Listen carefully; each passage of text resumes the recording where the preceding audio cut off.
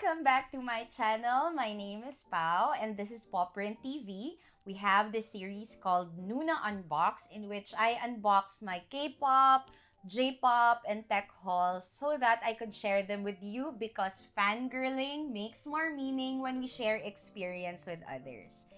The purpose of this video is of course to share with you guys kung saan ko ba nakukuha yung mga goods na binibili ko, sino ba yung mga trusted sellers natin, at paano kayo makakatipid whenever you're buying something online. Okay, so without further ado, let's start with our first parcel. So yung first parcel natin, actually bukas na siya kasi kailangan ko siyang i-check kung gumagana siya. And this is from Lazada. So, I bought this from Lazada.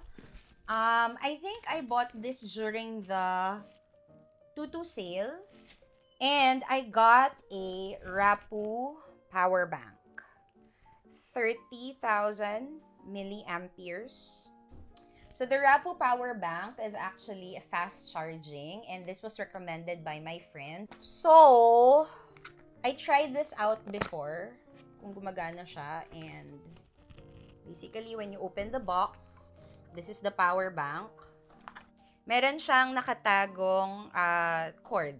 Tinatabi ko lang yung mga ganito para hindi rin sayang. And if I need them like replacement for emergency, at least I know that I have. So for this power bank, it's actually quite heavy. Ang bigat niya. Yun lang yung disadvantage niya. Medyo mabigat siya. However, what I like about this is that hindi mo siya kailangan laging i-charge. Kasi nga, 30,000 milliampere siya. So, my phone can actually be charged here like siguro mga several days, lalo na kung lumalabas ako. It has multiple ports that you can use when you are charging. So, you have two USB-B ports. And then, you have a USB-C right here na pwede mo siyang gamiting input and output. And an input na micro USB. This is the highlight of the February tech purchase. So, marami akong J-pop and K-pop hauls for February. Lahat ng backlogs nung December at saka last year pa at saka nung January dumating na sila ngayon. So, unahin natin yung mga pinakamadaling i-unbox, yung mga maliliit. This one, it's tiny because it has Keys Killer album. So, I'll make a separate video on really unboxing and tinkering whatever it is that's, whatever contents it has. So, ito yung S-Mini niya. Yan yung S-Mini. This is the QR. Ang tiny, no? Ang cute.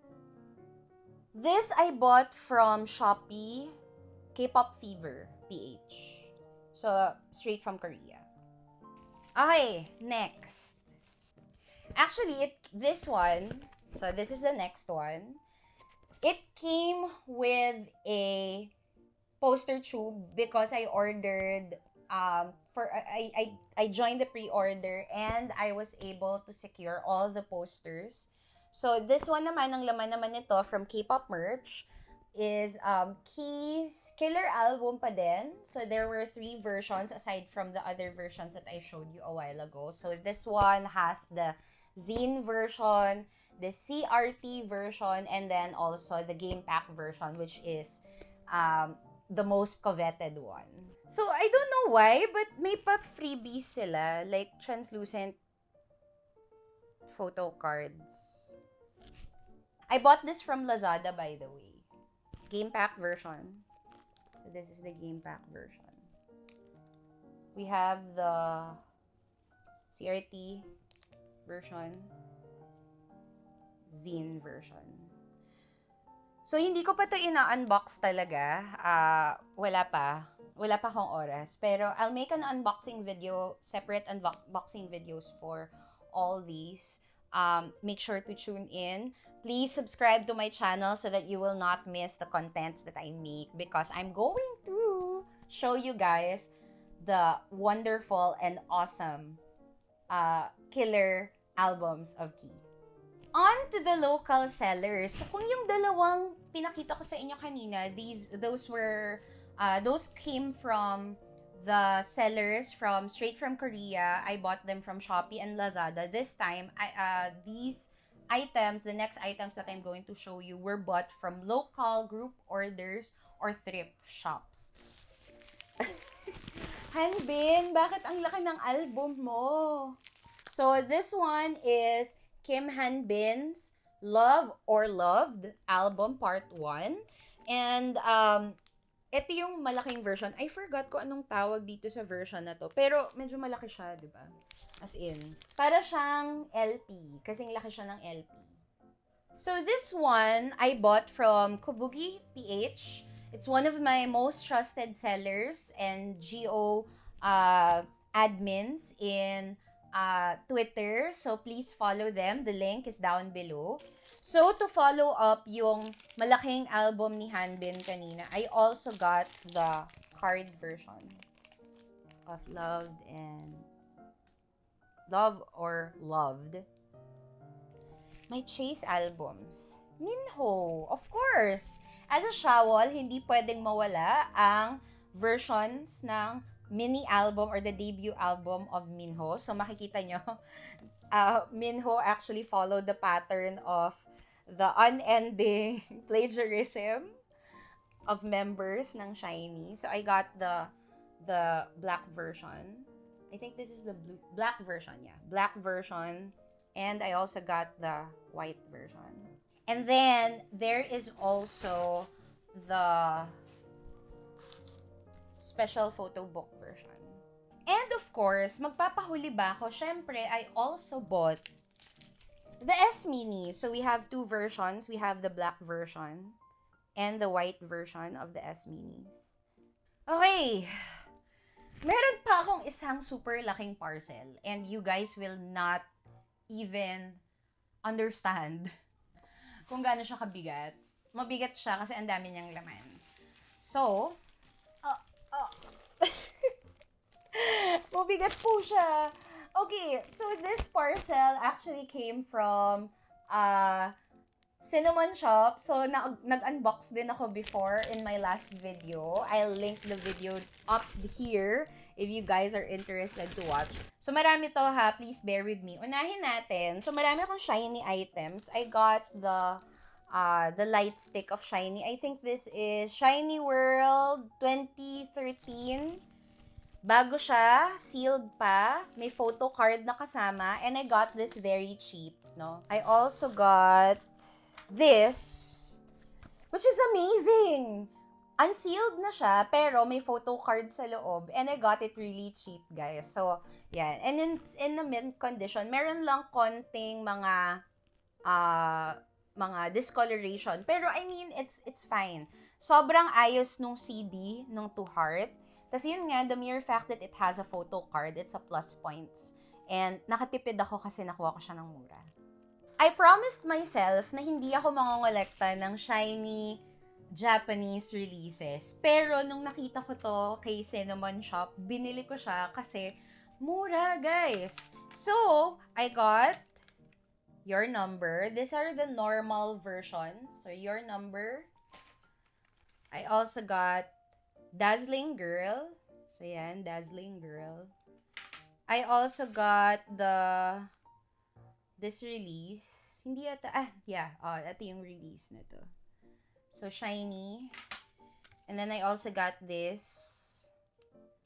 And then, meron din silang mga binenta na mura na CD and DVD. So, I got the Boys Meet You. And I also got yung 321. Hindi pa ako tapos. Sabi ko sa inyo, marami to eh. Bilang addict po tayo sa photo books at sa pamphlets, so I got the pamphlet of their tour, Love. I also got the Pika pamphlet. And then, I also got the beautiful pamphlet, Beautiful World Tour ng Arashi. Hindi pa tapos. Sabi ko may photo books, 'di ba? So syempre may photo books din ako ng Super Junior. I got the Super Show 7 in Japan pamphlet. And then I also got the first Japan tour in 2014 ng Super Junior D&E. Magkabilaan yan. And last but not the least, meron din ako nung special package ng Japan tour nila nung 2015.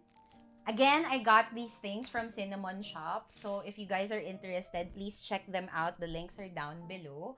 And also, shout-outs nga pala dun sa seller because she gave me a freebie. At yung freebie ay official merch din.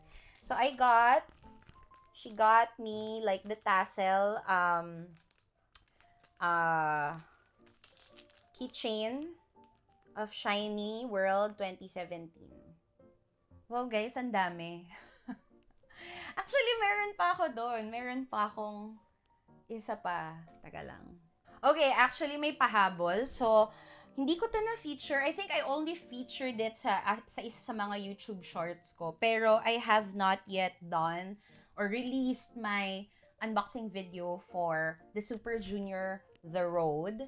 So, ang nakita nyo pa lang, and I'll link it up there kung gusto ninyong panoorin, would be yung S-Mini ng The Road ng Super Junior. And I got the Yesong version. And in that video, I also taught fans how to use the S-Mini version or the NFC card dun sa mga cellphones natin. So if you guys are interested to learn and know how to use the S-Minis, please check the link up here. Pero, right now, ang gusto ko pong ipakita sa inyo would be this. So, I also got this. Ito naman, I got this from With Mew. Ano bang tamang pronunciation nun? With Mew, straight from Korea. This is a very thick repackaged album. This is their 11th album, Super Junior, The Road. And this is quite special for me because this is officially my first Super Junior album. Hindi talaga ako nagko-collect ng Super Junior kasi ang dami na, 'di ba? Ang dami ng backlog. So, this is my first and definitely not gonna be my last one. Woo! Okay. Ang dami nun, guys. So, some tips when you are shopping in Lazada and Shopee. First, hintayin nyo yung sale. Always wait for the sale kasi normally may mga vouchers that you can use, particularly dun sa mga sellers na hindi nag-release ng vouchers lagi. So, madalas yung mga fini-feature na vouchers kapag payday sale at saka kapag yung mga number sale like 11, 22, 33, and 12, whatever. Marami silang vouchers na nilalabas na pwede nyong gamitin even for the Kpop shops in Korea. So, una, maghintay kayo ng sale. Pangalawa, kapag meron kayong questions, like, nag-offer ba sila ng rolled poster in a tube? Pwede bang mag-purchase ng walang poster? Or pwede bang mag-purchase ng poster na naka-fold? Pwede nyo silang tanungin, guys. Majority of the Kpop shops that are really good are responsive in Shopee and also in Lazada. Ako personally, I really like shopping in Lazada because mas mabilis siyang dumating. Trust me. Compared to that of the ones from Shopee. Pero kayo, kung mas sanay kayo sa Shopee platform, tsaka lalo na kung mas marami kayong coins sa Shopee, go! Kasi pwede nyo rin yun gamitin sa mga Kpop shops. Ano pa ba? Yung last na pwede kong i-share sa inyo na tip when you are shopping in Shopee or Lazada is that add to cart lang kayo kasi minsan nagsisale sila ng hindi nyo alam. So what I do if I really like a certain item or if I am pre-ordering an item sa kanila, madalas ang mga pre-orders hindi na sila nagsisale or yung mga pinopost nila hindi yun nagsisale. Pero may mga ilang beses akong napansin na all of a sudden bigla silang nagfa-flash sale ng mga pre-order goods nila. So, that's actually something that you can take advantage of kasi madalang yun mangyari and kung mangyari man siya tapos sumakto dun sa gusto ninyong group, edi tipid. For the local sellers naman, sobrang mababait. Lalo na yung mga sellers na pinupuntahan ko. Yung mga binibilan ko na sellers, they are actually very responsive. They have a very good tracking sheet na pwede nyong i-check. And hindi sila snob. Sumasagot talaga sila sa mga inquiries ng kapwa nila fans. And then next, yung sa SSD, normally I would go for SSD kasi Pag nasa NCR lang naman yung seller, hindi ko na siya kailangang patagalin pa. So, I just simply book a Grab Express or a Lala Move rider, and in minutes, nasa akin na yung goods ko. However, kung talagang hindi maiiwasan, always ask them, ano ba yung mga couriers na ginagamit nila? Para at least alam nyo rin na, okay, eto yung trusted na courier nila. Confident ba kayo dun sa courier na yun, di ba? So, importante din siya. Majority sa kanila nag-o-offer ng normal ETA. When I say normal ETA, katulad ng mga nami-mention ko kanina, that would be 1 to 2.5 months yung pagitan from order or from pre-order period until makarating siya dito sa Philippines.